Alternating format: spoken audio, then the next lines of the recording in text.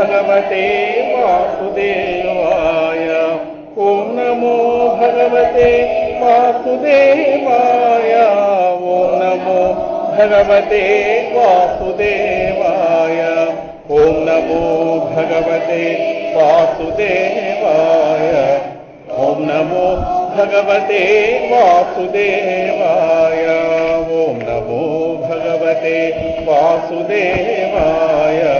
ओम नमो भगवते वासुदेवाय। हरि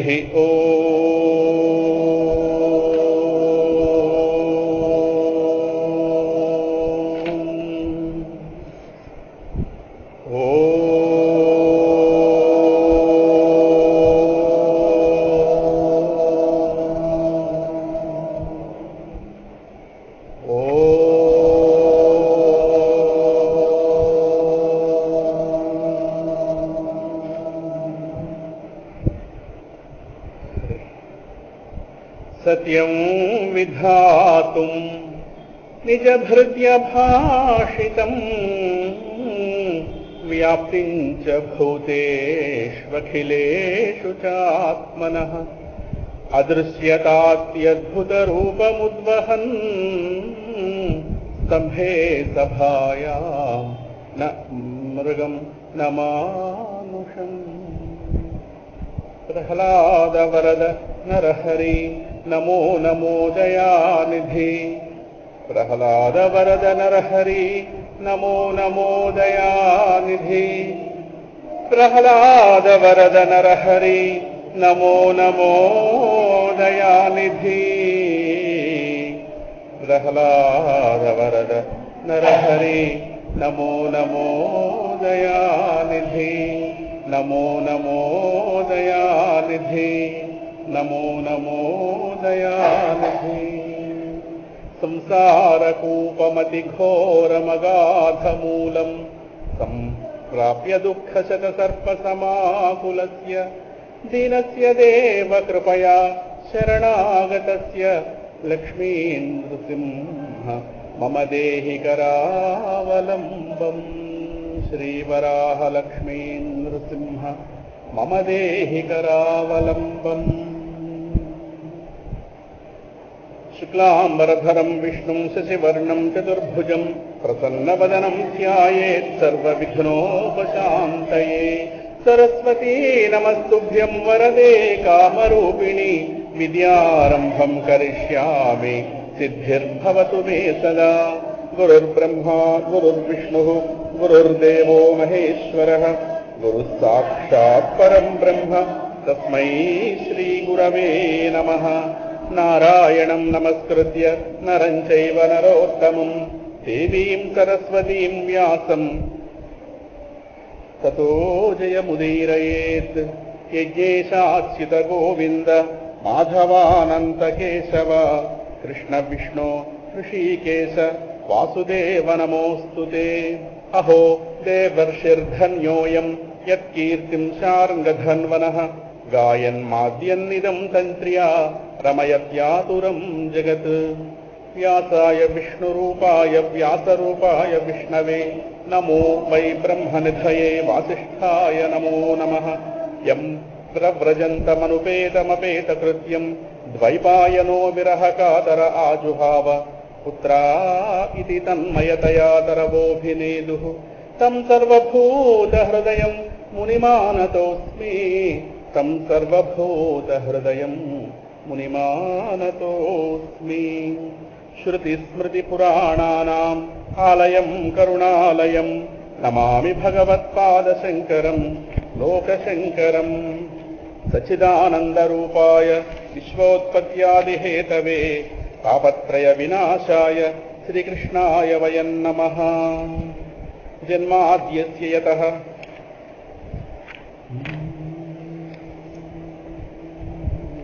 जन्माद्यस्य यतः अन्वयात् इतरतश्च अर्थेषु अभिज्ञस्वराट् तेने ब्रह्महृदाय आदिकवये मुह्यन्ति यत्सूरयः तेजो वारिमृदां यथा विनिमयो यत्र त्रिसर्गो मृषा धाम्ना स्वेन सदा निरस्तकुहकं सत्यं परं धीमहि ధర్మః ప్రోజ్झितकैतवोऽत्र పరమో నిర్మత్సరాణాం సతాం వేద్యం వాస్తవమత్ర వస్తు శివదం తాపత్రయోన్మూలనం శ్రీమద్భాగవతే మహామునికృతే కిం వా పరైరీశ్వరః సద్యో హృద్యవరుధ్యతేऽत्र కృతిభిః శుశ్రూషిభిః తత్క్షణాత్ నిగమకల్పతరోర్గళితం ఫలం శుకముఖాత్ అమృతద్రవసంయుతం పిబత భాగవతం రసమాలయం ముహురహో రసికాః భువి భావుకాః అహమేవాసమేవాగ్రే నాన్యద్యత్ సదసత్పరం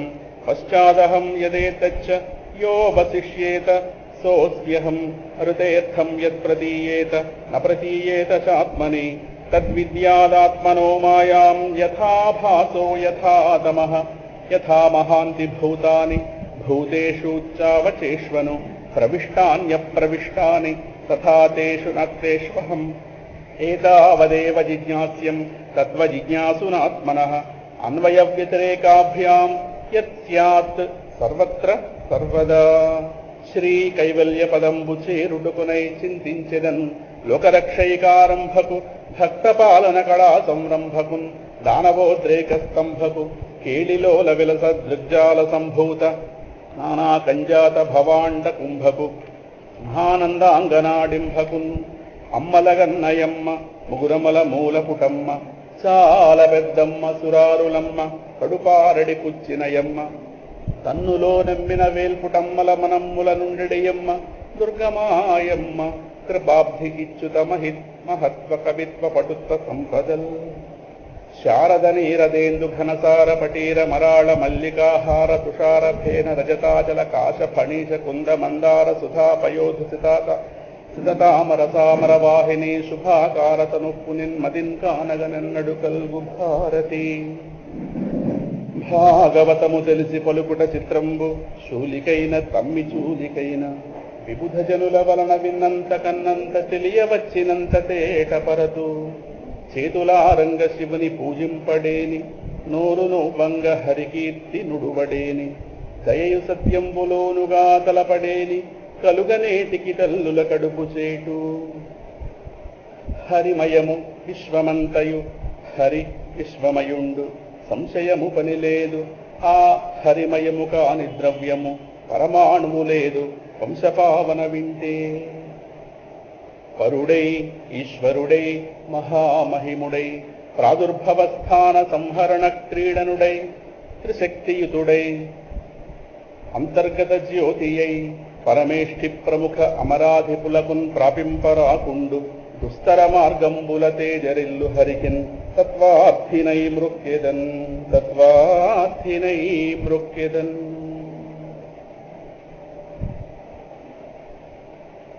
ఓం శ్రీధర స్వామినే నమః.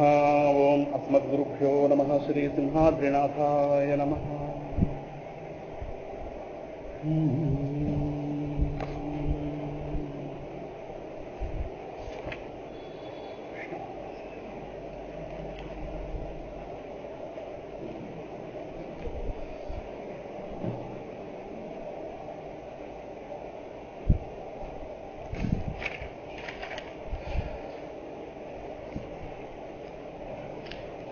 సభాయ నమః.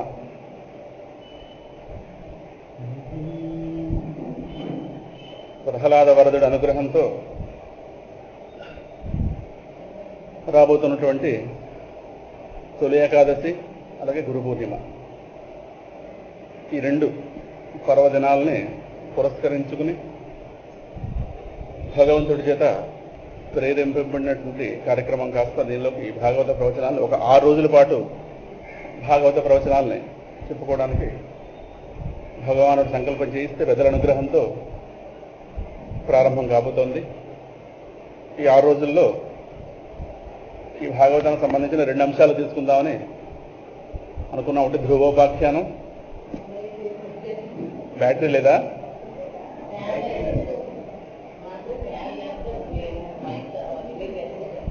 గట్టిగా చెప్పాలంటే ఇంత మరి ఎంతకన్నా మరి అవ్వదు. కానీ ఫ్యాన్లు ఆపేసుకుంటే అవుతుందంట. కొంతసేపు ఫ్యాన్ ఆపండి. అదేలేండి, కొంతసేపు ఫ్యాన్ ఆపుకుంటే సరిపోతుంది. కాబట్టి ఇది కూడా కావాలంటే ఆపేయండి, నాకేం పర్వాలేదు. అంతవరకు ఇచ్చిస్తావు, ఎంతకన్నా గొంతు పెరగదు, మధ్యలో పెరుగుతుంది ప్రస్తుతానికి అంతే. ఇక్కడ 6 రోజుల ప్రవచనం, ఓ రోజే గొంతు అంతా పెడితే ఏమవుతుంది? కనుక ఈ 6 రోజుల ప్రవచనంలో భాగంగా ఈ భాగవతానికి సంబంధించిన 2 అంశాలు తీసుకున్నాం. ఒకటి ధ్రువోపాఖ్యానం 4వ స్కంధంలో ఉంది, దీన్ని తీసుకున్నాం. రెండోది 5వ స్కంధంలో ఉన్నటువంటి జడభరతోపాఖ్యానం. ఈ రెండింటినీ కూడా ప్రవచనాంశంగా తీసుకుని ఇప్పటిదాకా మన భగవద్గీత తరగతులు ప్రారంభించిన తర్వాత భగవద్గీతకి అదనంగా భగవద్గీతతో పాటు ఇప్పటిదాకా భాగవతానికి సంబంధించినటువంటి వామనోపాఖ్యానం ఒకసారి చెప్పుకున్నాం కింద ఫ్లోర్లో. అది సరే, ఇక్కడికి వచ్చిన తర్వాత వరాహస్వామి గురించి, అలాగే కార్తీక మాసంలో దామోదర లీల ఒకటి చెప్పుకున్నాం, కృష్ణుడు రోటికి ఎత్తి కట్టిన లీల. సరే, భీష్ముల వారి వైభవం గురించి ఒకసారి చెప్పుకున్నాం. అలాగే మొన్న ప్రహ్లాదోపాఖ్యానం చెప్పుకుంటూ దానికి ముందు ముకుందమాల స్తోత్రాన్ని కూడా మన గడిచిన మార్గశీర్ష మాసంలో చెప్పుకోవడం జరిగింది. దానికి అదనంగా ఇప్పుడు కాస్త ఈ 2 ఉపాఖ్యానాల్లోకి ప్రవేశించబోతూ ఇప్పుడు ఈ కార్యక్రమానికి జరగబోతున్న కార్యక్రమానికి కాస్త మా సింహాద్రినాథుడి యొక్క పరిపూర్ణ కటాక్షం ఉంది. అది నేను అనలేదు. నిన్న రోజున ఆలయంలో ఒక అర్చక స్వామి వారికి ఈ విధంగా చెప్పగానే వారి మాట అన్నారు. కారణం, నేను ఇది గమనించి ఇదేది నిర్ణయించలేదు. ఇవాళ స్వాతి నక్షత్రం కనుక స్వాతి నక్షత్రం నరసింహస్వామి వారి. ఆయన ఒకటే అన్నారు, మీకు స్వామి అంటే ఇష్టం కాదు, స్వామికి మీరంటే ఇష్టం, కాబట్టి ఆయన నక్షత్రం నాడు ఆయన కార్యక్రమం పెట్టించుకున్నాడు అన్నారు. పోలండి బాబు, ఇక్కడ ఎవరో నోటంటే చెప్పి ప్రేరేపణ ఇస్తాడు ఆయన. మొత్తం మీద ఆ సింహాద్రినాథుడి అనుగ్రహంతో కాస్త ఇక్కడ ఆ మాట అన్న ఆయన పేరు కూడా సింహస్వామి. ఆయన పేరు నరసింహం, సింహం గారు అంటాం. ఆయన అది సింహంలా ఉంటాడు మహానుభావుడు. మొత్తం మీద ఆయన నోటంట స్వామి పలికించిన మాట, అందువల్ల ఆశీర్వచనం లభించింది కనుక కార్యక్రమం బాగా నడుస్తుంది. రెండోది భాగవతం, నృసింహస్వామి వారికి అనుగ్రహం లేకపోతే భాగవతం నోట పలకబడదు అనేది శ్రీధర భాగవతానికి మొట్టమొదటి భాష్యంగా చెప్పుకునేటటువంటి శ్రీధరాచార్యుల వారి భాష్యంలో రాశారు. ఎందుకంటే వారికి నృసింహానుగ్రహంతో భాగవత రహస్యం కాస్త ప్రకాశించింది. ఆయన భాష్యం అనుగ్రహిస్తే అదే ప్రామాణికులందరూ కూడా స్వీకరించినటువంటి మొట్టమొదటి భాష్యం శ్రీధరాచార్యుల వారిది కనుక ఆయన చెప్పినటువంటి మాట. అందువల్ల మా దత్తాత్రేయ శాస్త్రి గారు ఇప్పుడు కూడా భాగవత సప్తాహానికి ఏదైనా ఊరు వెళ్లే ముందు సింహాద్రినాథుడు దర్శనం చేసుకుని అప్పుడు కాస్త వారు ఆ ఊరు వెళ్ళొచ్చి విజయవంతంగా ముగించుకొస్తుంటారు. అందువల్ల పెద్దల ద్వారా కూడా ఇది అర్థమైంది. మొట్టమొదట ఈ విధంగా భగవానుడి యొక్క ప్రేరణతో ఈ ధ్రువుల వారి గురించి చెప్పుకునే ప్రయత్నంలోకి దిగుతూ, ఈ భాగవతం అనేటటువంటిది వేదములు అనేటటువంటి వృక్షానికి పండినటువంటి పండు. నిగమకల్పతరోహో గళితం ఫలం శుకముఖాత్ అమృతద్రవ సంయుతం పిబత భాగవతం రసమాలయం ముహురహో రసికాహ భువి భావుకాహ. వేదములనేవి కల్పవృక్షముల వంటివైతే, కల్పవృక్షం అంటే కోరుకుని ఇస్తుంది. నిగమకల్పతరోహో గళితం ఫలం. ఈ వేదములనేవి కల్పతరువులు అంటే కల్పవృక్షాలు అనుకుంటే, ఆ కొమ్మలకి కాసిన ఆ పండు కాస్త నిగమకల్పతరోహ గళితం ఫలం, అదే ఫలం శుకముఖాత్ అమృతద్రవ సంయుతం. ఒక చక్కటి పండు పండిందిట, సిద్ధంగా ఉంది. అది కాస్త జాంపండు అనుకోండి, దానికేముంది. అది కాస్త అంటే కల్పవృక్షాలకి పూచిన పండిన పండు అంటే దాని అర్థం కల్పవృక్షం అంటేనే కోరుకునేది ఇచ్చేది. దానికి కాచిన కాయ అంటే, దానికి పూచిన పండు అంటే మరి ఇంకా దానికంటే దాని యొక్క సారం అంతా, అంటే వృక్షం యొక్క సారం అంతా పండులో ఉంటుందనే సిద్ధాంతం. కనుక దానికి కాస్త పూజినటువంటి పండు సిద్ధంగా ఉంది. ఎలాగో పండు రుచికరమే, దాని ఒక చిలక కొడితే ఇంకా అందంగా ఉంటుంది. చిలక కొట్టుడు పండు అంటుంటాం. ఒక అందం ఉంటుంది ఆ చిలక కొట్టే దాంట్లో. అంటే చిలక ఉన్న దాంట్లో ఏ రుచిగా ఉందో దాన్ని సెలెక్ట్ చేసుకుంటుంది, అది తృప్తిగా తిని వెళుతుంది. అలాగే ఈ వేదములనేటటువంటి కల్పవృక్షాలకి పూచినటువంటి పండు ఏదైతే ఉందో దీన్ని కాస్త ఒక చిలక వెళ్ళి కొట్టింది. ఆ చిలక కొట్టడంలో దాని నోట్లో ఏముంటుందో తెలియదు, కానీ ఆ నోటి స్పర్శ రాగానే పండు కాస్త రుచి మరింత పెరుగుతుంది. అమృత ద్రవ సంయుతం నిగమకల్పతరోహ గళితం ఫలం శుకముఖాత్, శుకుడు అనేటటువంటి చిలక వెళ్ళి కొట్టిందిట. అమృత ద్రవ సంయుతం. ఏమో ఆ చిలక నోట్లో ఏ అమృతం ఉంటుందో తెలియదు. అందువల్ల దాని యొక్క స్పర్శ రాగానే ఈ పండు కాస్త మరింత రుచి వచ్చేసిందిట. అదే భాగవతము. ఈ వేదములు అనేటువంటి వృక్షానికి కాస్త పూచిన పండే అదే భాగవతం. దాని కాస్త శుక మహర్షి ఆయన స్పర్శ కాస్త తగలగానే అత్యద్భుతమైన రుచి కాస్త వచ్చింది. మరి దీన్ని తినడానికి కానీ ఎవరు అర్హులు అంటే శుకుడు తిన్నాడు కాబట్టి శుకుడు ఒకడైనా చిలక మొత్తం పండు పట్టుకుపోదు, ఒకసారి రుచి చూసి వెళ్ళిపోతుంది, మిగతాది మనం కొట్టుకుని తిండాలి. అమృత ద్రవ సంయుతం పిబత భాగవతం. భాగవతాన్ని చదవండి అనలేదు, భాగవతాన్ని తాగండి అంటున్నారు. పిబత అంటే తాగండి, పిబరే రామరసం. తాగడం అనేది ఎప్పుడు అంటామంటే ఇష్టం ఉంటే తాగడం అంటాం, తినడంలో కష్టం ఉంటుంది, తాగడంలో తేలికతనం ఉంటుంది. అదే భాగవతాన్ని పిబత, ఆ భగవద్ రసాన్ని ఆనంద రసాన్ని తాగండి. ఎప్పటిదాకా? రసమాలయం. భాగవత రసాన్ని పిబత తాగండి. ఎక్కడిదాకా? ఆలయం, లయం అయ్యేదాకా, చచ్చేదాకా చదవాలి. ఆసమంతాత్ లయం, ఆ లయం వచ్చేదాకా, ఆఖరి ముగింపు ఏదవుతుందో అక్కడ దాకా వచ్చేదాకా భాగవతాన్ని. రెండర్థాలు, దేహం పడిపోయేదాకా వినండి, భగవంతుడిలోకి చేరేదాకా వినండి. ఆలయం, ఆ లయం ఎప్పుడు లయం అవుతాం? ఈ ప్రయాణాలు కాస్త ఆగి నడిచి నడిచి నడిచి ఇల్లు రాగానే నడకలన్నీ కూడా అవుతాయి, ఇల్లు రాగానే. అలాగే భగవత్ ప్రాప్తి కలిగేదాకా వినండి ఒక అర్థం, ఈ దేహం పడిపోయేదాకా వినండి రెండవ అర్థం. ఆలయం. ముహురహో ముహురహో, మళ్ళీ మళ్ళీ మళ్ళీ మళ్ళీ విసుక్కోకండి భాగవతం మీద. భాగవతం కలికాల ప్రజల కోసం వ్యాసదేవుడు అనుగ్రహించినటువంటి ఒక అత్యద్భుతమైన గ్రంథం. ముహురహో రసికాహ భూమి భావుకాహ.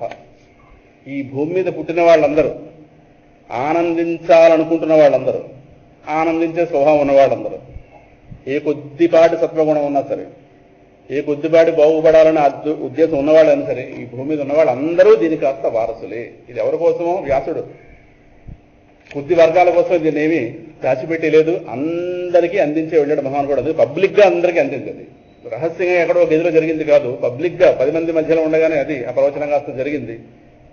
మొట్టమొదటి ప్రేరణ నారదుల వారు, రచన వ్యాసుడు, మొట్టమొదటిగా లోకంలో గానం చేసింది శుకయోగేంద్రుడు, అంటే ఆయన కొడుకు. మొట్టమొదటి శ్రోత పరీక్షిత్ స్మరణ లేకుండా భాగవతం ప్రారంభించకూడదు, ఉత్తమమైన శ్రోత.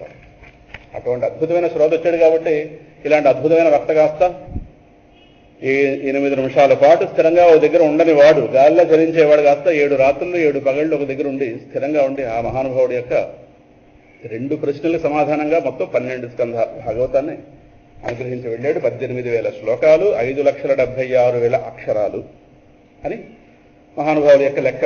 అటువంటి భాగవతం వ్యాస మహర్షికి ఒకనాటు మనోవైకల్యంతో ఉన్నటువంటి చిత్త వైకల్యంతో ఉన్న వ్యాసదేవుడికి నారదుల వారి ద్వారా 4 శ్లోకాల రూపంలో అందింది. ఇప్పుడు ఎలాగైతే ఈ మాత్రం కనిపిస్తున్న దాంట్లో ఓ 60, 70, 80 ప్రవచనాలు ఉన్నాయంటే ఎలా అయితే మనం నమ్మమో, అలాగే ఇందాక చదివిన 4 శ్లోకాలు, ఇదే మూల భాగవతం. ఇదే నారదుల వారి ద్వారా వ్యాసుడికి అందింది భాగవతం ఇన్ క్యాప్స్యూల్ ఫార్మ్. ఆ 4 శ్లోకాలని ఆయన ధ్యానిస్తే ఆయన మనోఫలకం మీద భగవానుడి యొక్క అవతారాలు, ఆ అవతారాలకి ప్రేరణ అయినటువంటి భక్తుల చరిత్రలు ఏవని ఆయన మనసుకు గోచరం.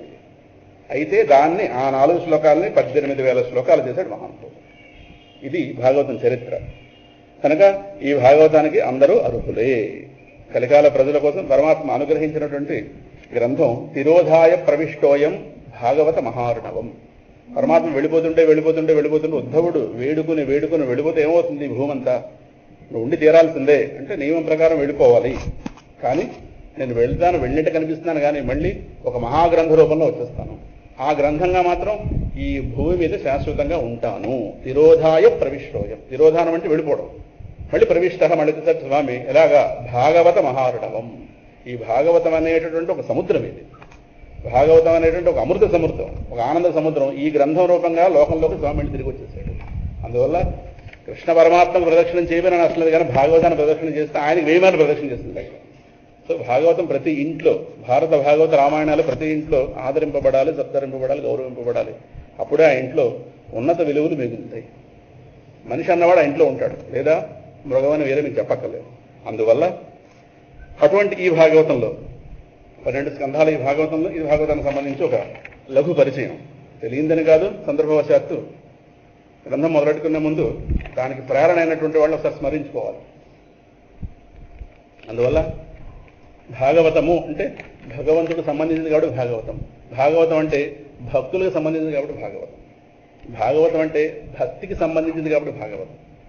అక్కడ భక్తి అంటే జ్ఞానం వైరాగ్యం లేవని కాదు, జ్ఞాన వైరాగ్యయుత భక్తి. అదే భాగవతం చెప్పింది. జ్ఞానము, వైరాగ్యము, భక్తి 3 సమాన పాళ్లలో మేళవించున్నటువంటి తత్వం ఏదైతే ఉందో అదే ఈ భాగవతం చేత ఎందుకంటే చెప్పినవాడు ఒంటి మీద స్పృహ లేనివాడు, వినవాడికి చావు అంటే భయం లేనివాడు, చావు అంటే లెక్క లేనివాడు, ఇద్దరి మధ్య జరిగింది భాగవతం. అది అసలు వాస్తవంగా భాగవతం అన్నది గృహస్థులకి కాదు.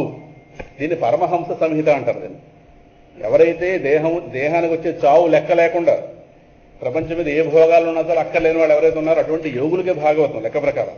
కానీ అటువంటి వాళ్ళ కోవకి చెందినటువంటి గ్రంథాన్ని సామాన్య గృహస్థులు సైతం అనుగ్రహించిన వాడు, దయతో అనుగ్రహించిన వాడు సుఖయోగేంద్రుడు. అదే భాగవతం చెప్పేవాడికి మీకు ఎంత ఇస్తాం అంత ఇస్తాం సభలో చెప్పనగానే మనలోనే ఒక ప్రబుద్ధుడు ఆ దత్తాత్రేయ శాస్త్రి గారి దగ్గరికి వెళ్ళి మీకు ఇంత డబ్బు ఇస్తాను, మా ఇంట్లో భాగవతం చెప్పండి అన్నట్టు. నువ్వు ఆ మొదటి మాట అన్నావే అందుకు చెప్పనని చెప్పారు. అంటే నువ్వు ఇచ్చే డబ్బు భాగవతం చెప్పేస్తావా? అంటే నువ్వు ఇవ్వబోయే డబ్బుకి భాగవతం సరిపోతుందా? నువ్వు రాశీభూతంగా డబ్బు పోసిన అదని సరిపోతే ఇవ్వడం అన్నది నీ సంస్కారం. ఓ తాంబూలం ఇచ్చినా నేను వెళ్ళిపోతాను కావాలంటే. కానీ నువ్వు ముందు రేటు చెప్పేవే, అది సినిమా టికెట్ కాదు భాగవతం అన్నది. ఇంత టికెట్ ఇస్తే ఈ టికెట్ ఇవ్వు, ఇంత డబ్బు ఇస్తే ఈ టికెట్ ఇవ్వు, ఈ ముందు ఈ మాట అన్నావు, అందువల్ల నీ ఇంట్లో చెప్పను పోన్నారు. వాళ్ళు ఎవరో కాదు, మనకు చెందిన వాళ్ళు ఎవరు. విషయం తెలిస్తే చాలు, ఎవరన్నది విషయం అనవసరం. అంటే డబ్బు అలా మొత్తం తీసుకొస్తుంది వచ్చిన కూడా, సరేనా? అలా మాట్లాడిస్తుంది మనిషి చేత. భాగవతాన్ని ఏదో డబ్బు ఆశ చూపిస్తే శుకుడు కూర్చోలేదు. పరీక్షిత్ యొక్క ఆ ముముక్షత్వాన్ని చూసి తనకు ఆ తల్లి గర్భంలో ఉన్నప్పుడే భగవానుడి యొక్క దర్శనాన్ని పొందిన భాగ్యవంతుడు పరీక్షిత్. ఆయన అసలు పేరు విష్ణురాతుడు, ఉత్తర గర్భం నుంచి పుట్టినవాడు, అభిమన్యుడి యొక్క కొడుకు. అసలు పేరు విష్ణురాతుడు. గర్భంలో ఉండగా అశ్వత్థామ యొక్క ఆ బ్రహ్మాస్త్రం చేత రక్షింపబడినవాడు. స్వామి గదాధారియే ఆయన కాస్త బొటనవేలంత రూపంతో ఆ గర్భంలో ఉండే పిల్లవాడిని రక్షించాడు. ఆ స్వరూపాన్ని గర్భంలో ఉన్నప్పుడు చూసినవాడు గనక గర్భంలో ఉండగానే పూర్తి భగవద్జ్ఞానం పొందినవాడు మా ప్రహ్లాదుడైతే భగవద్ దర్శనంలో ఉండగానే భగవద్ దర్శనం చేసినవాడు గర్భంలో ఉండగానే విష్ణురాతుడు. అది పరీక్షిత్. అది పుట్టిన తర్వాత అందరినీ కూడా పరీక్షగా చూసేవాడు. గర్భంలో చూసిన వ్యక్తి ఈయనేమో అని. ఇలా ఈ పరీక్షగా చూడాలో ఆయన గారు కాస్త పరీక్షిత్తుని పేరు వచ్చింది. అటువంటి కలిపురుషుడే నిగ్రహించిన మహాత్ముడు పరీక్షిత్తు, సామాన్యుడు కాదు. పరీక్షిత్తు వెళ్ళిపోవడంతోనే మొత్తం మీద పరీక్షిత్తును కూడా కలిపురుషుడు బెడదార పట్టించడంతో మరి కలిగి కాస్త విజృంభించింది.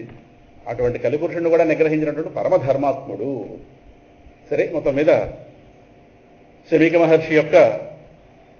మహర్షి పుత్రుడి యొక్క ఆగ్రహానికి గురయ్యాడు. ఆయన ద్వారా జరిగినట్లు ఒక తప్పు పని. దాని కాస్త 7 రోజుల్లో మరణం రాబోతోంది అనగానే వెంటనే ఆయన కాస్త ప్రాయోపవేశ దీక్ష, అంటే అనశన దీక్ష, అంటే ఏదీ తినకూడదనే ఒక దీక్ష. గాలి మాత్రమే వాయుభక్షణం. దర్భచాప పరుచుకుని గంగానదీ తీరంలో, ఇప్పుడు ఏదైతే మనం అంటున్నాం ముజఫర్ నగర్ అని యూపీలో ఉంది ఆ స్టేట్, అక్కడ ఒక గంగానది పాయ, అక్కడ జరిగింది ఈ సంవాదం. కాస్త మహానుభావుడు అక్కడ కూర్చున్నాడు. మొత్తం 100 మంది మహర్షులను పిలిచి 2 ప్రశ్నలు అడిగాడు. మనిషి అనేటటువంటి వాడు మరణ పర్యంతం దేన్ని స్మరించాలి, మరణ సమయంలో దేన్ని స్మరించాలి, చావు వచ్చేదాకా, చావు సమయంలో, ఈ 2 జీవితం అంతే. ఆ 2 ప్రశ్నలకి మొత్తం మీద మహామహులు ఉన్నారు అక్కడ, అందరూ ఉన్నారు. విచిత్రం, ఈ భాగవతం రాసిన వ్యాసుడు కూడా అక్కడే ఉన్నాడు. నారదుల వారు ఉన్నారు, ఎవరు మాట్లాడలేదు. అందరూ సమాధానం తెలియని వాళ్ళలాగా ఉన్నారు. యాజ్ఞవల్క్యుడు ఒకరేటు, మొత్తం విశ్వామిత్రుడు, అందరూ ఋషులు అక్కడికి వెళ్ళి వాళ్ళ అదృష్టం బాగుండి సుమారు ఇది ఎప్పుడు అవ్వలేదు, 5,000 చిల్లర సంవత్సరాలైన భాగవతం పుట్టి. అందరు ఋషులు అప్పుడు ఉన్నారు. అంటే ఋషులు ఉంటారా? వాళ్ళు ఎప్పుడు ఉంటారు. వాళ్ళ దివ్య దేహాలతో వాళ్ళు ఎప్పుడు ఉంటారు. ఇప్పుడు పిలిస్తే ఇప్పుడు రావడానికి సిద్ధంగా ఉంటారు. అంటే పిలిచే సంస్కారం అనుకుంటారు. మొత్తం మీద ఇంతమంది ఉన్నారు కానీ ఎవరు కూడా దానికి పరిష్కారం చెప్పబోతే అప్పుడు అక్కడికి భగవాన్ శుకుడు వచ్చేయగానే 16 ఏళ్ల ప్రాయంలో ఉన్నవాడు, అవధూత, అంటే ఒంటి మీద వస్త్రం లేనివాడు, ఒంటి స్పృహ లేనివాడు. అటువంటి వాడు రాగానే ఎంతమంది వృద్ధులుగా ఉన్నటువంటి వాళ్ళు లేచి నిలబడ్డారు. అది సభా మర్యాద. నిలబడ్డారా లేదా ఆయనకు అనవసరం. వచ్చాడు, కూర్చున్నాడు అంతే. ఈయన గారి యొక్క 2 ప్రశ్నల సమాధానం వినేవు. ఓ సింతేనా అన్నాడు అంతే. అని మొత్తం మీద ఆయన అదంతా కూడా 1వ అధ్యాయంలోకి వస్తుంది మొత్తం అంతాను. ఆ విషయాలు చెప్పుకోకలేదు. 2వ అధ్యాయం నుంచి శుకుడు బోధ ప్రారంభమైంది. అంటే ప్రస్తుతం ధ్రువుడి మీద మన దృష్టి కాబట్టి వాటిని అలా విడిచిపెడదాం. నీకు 7 రోజుల్లో మృత్యువా? ఓ 7 రోజులు ఎందుకే మోక్షం పొందడానికి 7 రోజులు అవసరమా అన్నట్టు. అలా ఉంటుంది వాళ్ళతో వ్యవహారం మొత్తం. ఎందుకంటే చెప్పడానికి నేను సిద్ధం, అందుకోవడానికి నీకు అర్హత ఉంది. అందువల్ల నువ్వు సామాన్యుడు ఏం కాదు. నువ్వు సామాన్యుడు కాదు కాబట్టి నన్ను కూర్చోబెట్టగలిగారు. నన్ను కూర్చోబెట్ట ఎవరిదనం కాదు ఈ భూమి మీద, సరేనా అని ఆ మహానుభావుడు కాస్త తర్వాత భగవానుడి యొక్క అనేక అవతార విశేషాలు, అలాగే భక్తుల యొక్క దివ్య చరిత్రలు. ఎందుకంటే దూడ వెళ్ళి ముట్టుకోకపోతే ఆవు పాలివ్వదు. ఒక భక్తుడు ప్రేరణగా లేకపోతే భగవంతుడు భూమి మీదకి రాడు. భగవంతుడు భూమి మీదకి వచ్చేది ప్రధానంగా భక్తుల కోసమే. దానిలో భాగంగా దేవతల యొక్క రక్షణ, ఇంతే.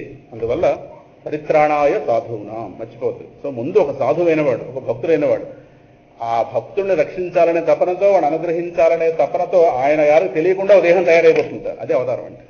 ఆయన ప్లాన్ చేసుకోవడం ఏమింది, ఈయన గారి యందు ఉన్న తపన, వీడికి ఆయన యందు తపన, ఆయన గారికి వీడి మీద ఉన్న అనుగ్రహం, ఈ రెండు కలబోసి ఆయనకు దేహం తయారైపోతే వెంటనే వచ్చేస్తాడు. అదే కాస్త అటువంటి ఈ ముగ్గురు పిల్లాళ్ళు కొంప ముంచేశారు ఈ భాగవతంలో. ఈ 4వ స్కందంలో వాడు, వీడు 5 ఏళ్లవాడు. ఓ 3 స్కందాలు ముందుకెళ్తే ఓ 5 ఏళ్లవాడు. కొంచెం ఇంకో 3 స్కందాలు ముందుకెళ్తే పుట్టినప్పటి నుంచి నానా అల్లరి పెట్టినవాడు ఓ పిల్లవాడు, 10వ స్కందం. ఈ ముగ్గురు పిల్లాళ్లతో ముగ్గురు పిల్లాళ్ల ముచ్చటే భాగవతం. 4, 7, 10 అంతే. మిగతా వాళ్ళందరూ కొద్దిగా పెద్దవాళ్ళేమో కానీ కొంపలే ముంచారు వాళ్ళు, కాస్త అజ్ఞానం ఇక కొంపలు ముంచిన వాళ్ళు. మొత్తం మీద అందులో ఒక పిల్లాన్ని కాస్త వాళ్ళు సెలెక్ట్ చేసుకున్నాం, ధ్రువుడు. ఆ పేరులోనే ఆనందం ఉందండి. ధ్రువము అంటే నిశ్చయము అని అర్థం. వాళ్ళమ్మ మరి అవగాహనతో పెట్టిందో వేరే అవగాహనతో పెట్టదో తెలియదు కానీ, బహుశా ఆ రోజుల్లో నెట్లు లేవు కాబట్టి పేరు సెలెక్ట్ చేసుకోవడం ఈ కర్మ లేదు. ఎందుకంటే వాడికి నిశ్చయమైన బుద్ధి ఏర్పడాలి. ఎందుకంటే నిశ్చయం అనేది అంటే ఏదైనా ఒకటి చేయాలన్నప్పుడు ఆ వేవరింగ్ లేకుండా ఒక ఫిక్స్డ్ మైండ్ ఉండాలి దేని మీదైనా సరే. అంటే దేని మీద ఒక క్లారిటీ, పలానా చెయ్యాలి, ఇంకా అంత కన్ఫ్యూజన్ లేకుండా ఇదే చెయ్యాలి, ఇదొద్దు అనేదాన్ని ధ్రువము అంటారు. ధ్రువం అంటే నిశ్చయము, శాశ్వతము. కనుక ఆ పిల్లవాడు కాస్త శాశ్వతంగా ఉండాలి, శాశ్వతమైన కీర్తి పొందాలని ఉద్దేశంతో ఆవిడ పెట్టిందేమో కానీ ఇది కాస్త నిజంగానే ఫలించింది ఆ పిల్లవాడి విషయంలో. అది ఎలాగో చూద్దాం. ఈ ధ్రువోపాఖ్యానం కాస్త ఇందాక చెప్పినట్టుగా భాగవతంలో 4వ స్కంధంలో 31 అధ్యాయాలు ఉన్నాయి. ఆ 31 అధ్యాయాల్లో 8 నుంచి 12 అంటే 5 అధ్యాయాలు. 5 అధ్యాయాల మేరకు ఈ ధ్రువోపాఖ్యానం కాస్త ఉంది. ఈ 4వ స్కంధంలోనే దక్షయజ్ఞం, సతీదేవి యొక్క దహనం, వీరభద్రుడు రాక మనకు తెలుసు కదా, ఇది కూడా ఇందులోనే ఉంది. అలాగే పృథు మహారాజు, దీని తర్వాత వచ్చేది అది. ఆయన ఒక విష్ణువంశ సంభూతుడు మహానుభావుడు, ఆయన చరిత్ర ఉంది. అలాగే పురంజనోపాఖ్యానం, వేదాంతాన్ని ఒక ఉదాహరణ, ఒక కథారూపంగా నారదుల వారు చెప్తారు పురంజనోపాఖ్యానం అని. అద్భుతం. అవకాశం ఉన్నాడు అది కూడా చెప్పుకుందాం. మొత్తం మీద ఈ విధంగా ఈ 3 కూడా ఇందులో, దీంతో పాటు ప్రధానంగా ఇందులో ఉన్నటువంటి శీర్షికలు. అందులో భాగంగా 8 నుంచి 12 ధ్రువుడు వారి యొక్క చరిత్ర వస్తోంది. అయితే భాగవతంలో 2వ స్కంధం నుండి ఈ ధ్రువోపాఖ్యానం అయ్యేదాకా ఇది శుకుడు పరీక్షితుకి చెప్పిందే కానీ, శుకుడు పరీక్షితుకి ఏమని చెప్పాడు, మైత్రేయ మహర్షి విదురుడికి చెప్పాడు అని చెప్పాడు. మైత్రేయుడు పరమాత్మ ఎప్పుడైతే అవతార సమాప్తి చేస్తున్నాడో విదురుడు అక్కడ కనిపించాడు. విదురుడు అంటే మహాభారతంలో 3 అన్నదమ్ముల్లో ఒకడాయన. విదురుడు అక్కడ కనిపించగానే వెంటనే విదురుడిని కాస్త స్వామి చెప్పాడు, మైత్రేయ మహర్షి కాస్త యాత్రలో ఉన్నాడు, నువ్వు వెళ్ళి ఆయన దర్శించి ఆయన వల్ల నువ్వు భగవతత్వాన్ని విందుగాని అని ఉద్ధవుడు చెప్తాడు. ఆయన ఉద్ధవుడు ఆఖరి సమాప్తిలో ఉన్నాడు. ఉద్ధవుడు కొద్ది రోజుల్లో నీ కాస్త ఈ తీర్థాటంలో భాగంగా విదురుడు కనిపిస్తాడు. విదురుడికి నా మాటగా చెప్పు మైత్రేయ మహర్షిని కలవమని.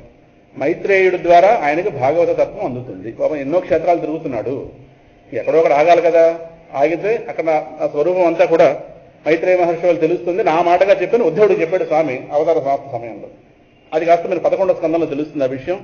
అందులో భాగంగానే ఉద్ధవుడు కాస్త తర్వాత ఒకానొక సమయంలో విదురుడు కనిపించడం, విదురుడు కాస్త స్వామి మాట మేరకు మైత్రేయుడి దగ్గరికి రావడం, అక్కడ మైత్రేయ విదురు సంవాదంగా ఈ ఘట్టాలన్నీ చెప్పబడితే ఆ విధంగా వాళ్ళు మాట్లాడుకున్నారని చెప్పి శుకుడు పరీక్షితుకి చెప్పడం, శుకుడు పరీక్షితుకి చెప్తున్నాడని చెప్పి నైమిషారణ్యంలో సూత మహాముని శౌనకాది ఋషులకు చెప్పడం, ఆ విషయాన్ని కాస్త మనం ఇక్కడ చెప్పుకోవడం.